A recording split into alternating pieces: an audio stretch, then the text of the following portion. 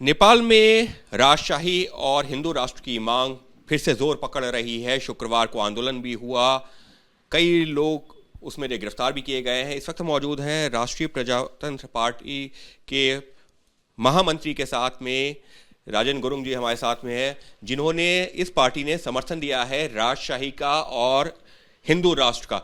राजन जी, आपसे जानना चाहूंगा कि आखिर 16-17 साल 2008 में नेपाल सेकुलर देश बना था, उसके बाद में आखिर 16-17 सालों में क्यों इसकी जरूरत लग रही है आप लोगों को कि राजशाही वापस आनी चाहिए, हिंदू राष्ट्र होना चाहिए?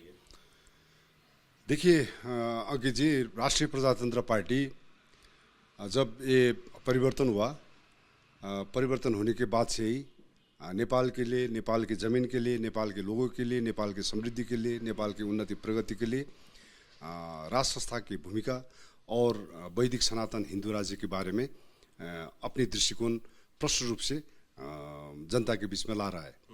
तो अभी 16-17 वर्ष के अभ्यास में जिस तरह से नेपाल और नेपाली को जो अपेक्षा थी गणतंत्र से, वो पूर्ण रूप से वो लोग देने में विफल रहे। तो अभी जिस तरह से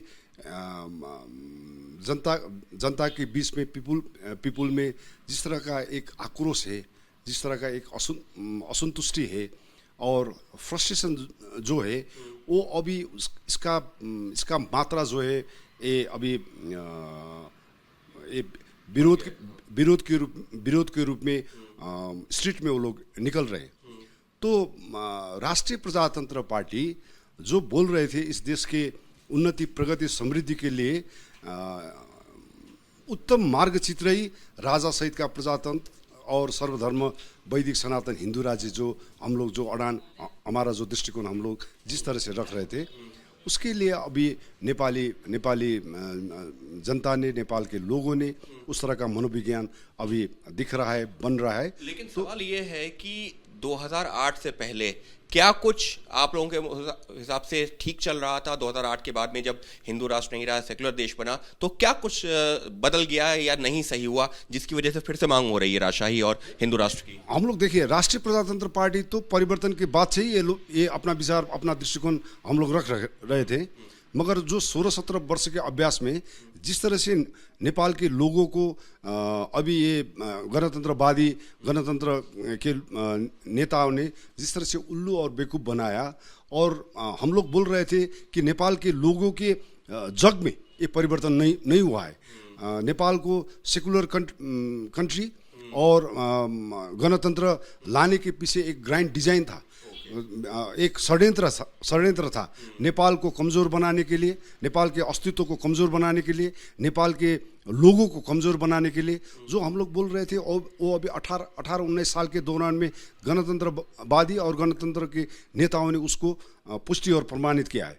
तो और इसका और भी पुष्टि हम लोग बोल रहे थे कि ये आयाती थे, इम्पोर्टेड है, षड्यंत्र से, विदेशी षड्यंत्र से ये अभी नेपाल को धर्मनिरपेक्ष और गणतांत्रिक मुल्क जो घोषणा किया है, विदेशी शक्तियों के सांठगांठ में ये हुआ था जो हम लोग बोल रहे थे। तो अब पिछली बार जब अमेरिकन राष्ट्रपति और अमेरिकन एजेंसी ने जिस तरह का एविडेंस अभी आया है, जो स्टेटमेंट आया है कि नेपाल में नास्तिकता फैलाने के लिए, नेपाल के संस्कृति को कमज़ोर बनाने के लिए, नेपाल का संरचना को ध्वस्त करने के लिए जिस तरह से फंडिंग हुआ था, उसके जग में ये परिवर्तन हुआ था। और ये बात अभी नेपाल और नेपाल की जनता को ये बोध होने लगा है कि ये सिस्टम, ये प्रणाली, ये व्यवस्था हम लोगों के लिए नहीं है, नेपाल के लिए नहीं है, नेपाल के मिट्टी के लिए नहीं है, नेपाल के लोगों के लिए नहीं है। तो अभी जनता स्ट्रीट में आप दिख रहे हैं। जब राजशाही थी और हिंदू राष्ट्र था, उस दौरान क्या अच्छा होता था जो पिछले 16-17-18 सालों में नहीं हुआ? देखिए, सबसे बड़ी बात क्या है, विश्व मानचित्र में आप अपने अस्तित्व को लिए, जो अभी अस्तित्व के लिए, आप अपने मान सम्मान प्रतिष्ठा के लिए जिस तरह से अभी लड़ रहे हैं, या उसके लिए जिस तरह से अपने देश को मजबूत कर रहे हैं, अपने नागरिक को जिस तरह से मजबूत कर रहे हैं, वो उस समय में था कि आपका अपना आइडेंटिटी था, पहचान था। आपका स्वाभिमान था। आप अगर कहीं भी जाते हो तो आप अपना एक परिचय लेकर के आप अपना एक डिग्निटी के साथ आप वहाँ पे जा सकते थे। मगर इन 18-19 सालों में, और एक बात और आपको ये मैं कह दूं, ये बात हम लोग ही नहीं बोल रहे हैं, माओवादी के नेता प्रचंड भी क्या वो कबूल कर रहे हैं कि अब से पहले का जो सम्मान था उस समय था, अभी तो कुछ भी नहीं है। ये हम लोग ही नहीं, वो लोग भी बोलने लगे।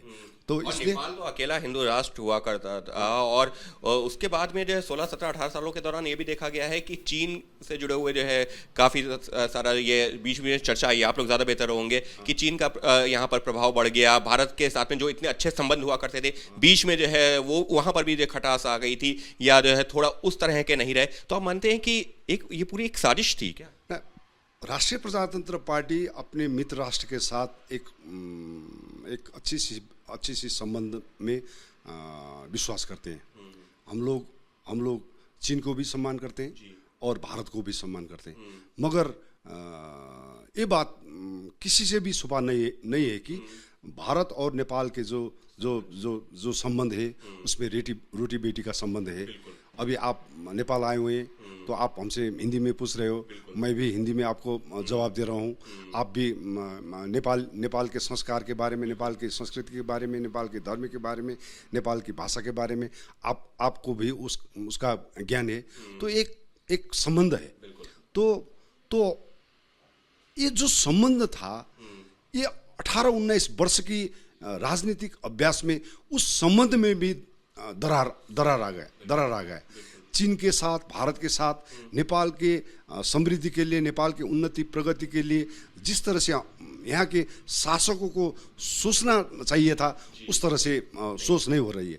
तो इससे भी नेपाल और नेपाली का विश्व मानचित्र में एक जिस तरह का हमारा डिग्निटी हुआ करता था, उसमें भी थोड़ा ये रास कमी आया है। इस सब के बीच में शुक्रवार को हिंसक प्रोटेस्ट हुआ है, 2 लोगों की मौत भी हुई, कई सारे लोग घायल भी हुए हैं। अब ऐसे में आपकी पार्टी, राष्ट्रीय प्रजातंत्र पार्टी का स्टैंड क्या है? क्या ये आंदोलन यहाँ पर शांत हो रहा है या फिर अभी ये और आगे बढ़ेगा? नहीं, राष्ट्रीय प्रजातंत्र पार्टी के आपने जो प्रश्न किया है, परसों का ये कार्यक्रम होने के बाद कल हम लोग का स्टीयरिंग कमेटी का बैठक था।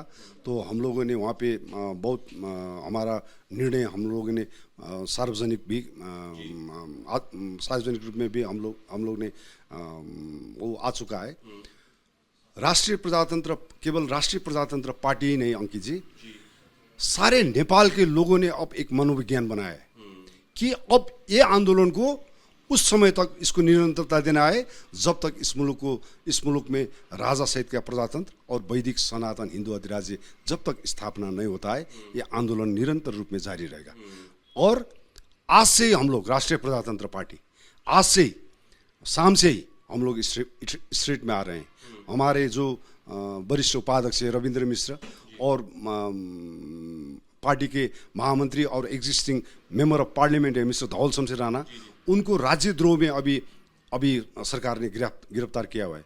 तो इसके रिहा के लिए और नेपाल को राजा सहित का प्रजातंत्र और वैदिक सनातन हिंदू राज्य स्थापना के लिए ये आंदोलन अब आज से निरंतर होगा। और केवल ये मैंने पहले भी आपको मैं बोल चुका हूँ कि राष्ट्रीय प्रजातंत्र पार्टी का ही नहीं, ये नेपाल के लोगों ने अब वो संकल्प कर चुके। तो ये आंदोलन यहाँ थमने वाला नहीं है, क्योंकि नेपाल की जनता इस पक्ष में आ चुकी है कि नेपाल को उसका जो अस्तित्व है, जिससे उसकी पहचान हुआ करती थी 2008 तक, यानी कि हिंदू राष्ट्र और राजशाही, वो मिलना चाहिए। क्योंकि पिछले 17-18 सालों में जिस तरह की उम्मीदें की गई थी कि लोकतंत्र बनने के बाद में, प्रजातंत्र आने के बाद में यहाँ पर खुशहाली होगी, यहाँ पर विकास होगा, वो नहीं हुआ है। भ्रष्टाचार बढ़ा है, विकास नहीं हुआ है। इस वजह से अब नेपाल की जनता चाहती है कि वापस राजशाही की वापसी हो, हिंदू राष्ट्र के तौर पर जो नेपाल की दुनिया भर में पहचान थी वो उसको वापस मिले। और अभी ये एक शुरुआत है और ये तब तक जारी रहेगी जब तक राजशाही वापस नहीं आती और हिंदू राष्ट्र के तौर पर पहचान वापस नहीं मिलती। कहना है राजेंद्र गुरुंग का। सहयोगी कैमरा पर्सन संजीव कुमार के साथ Ankit Gupta, ABP News, Kathmandu, Nepal. For exclusive and insightful videos, subscribe to our new channel ABP Live Premium.